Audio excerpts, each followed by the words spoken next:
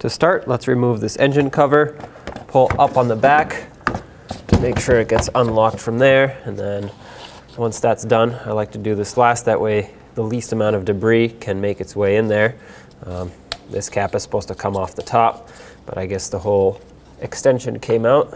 Remove this engine cover, set it aside. I'm just going to put this back, that way nothing makes its way inside of the engine. With the engine cover off, right here you'll see the spark plug wires that are attached to a bracket.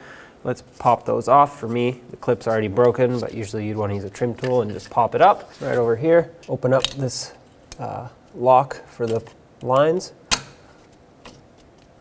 And you can just remove the lines out of here. Just bring them to the side a little bit.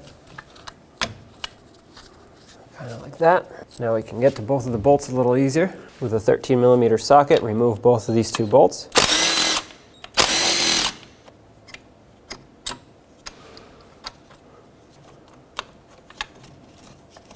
Get the bracket off, unplug the map sensor, and to remove it, pull it straight up.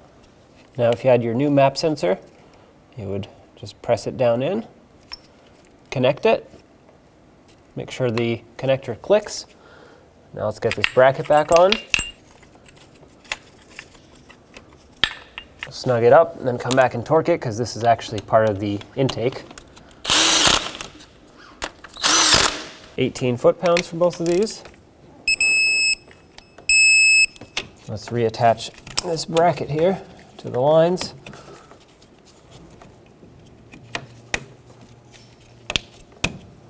And of course this, for me, is broken, but clip that back in. Let's get the engine cover back on, line it up, press it on to lock it in place. Put your oil cap back on, take it for a road test.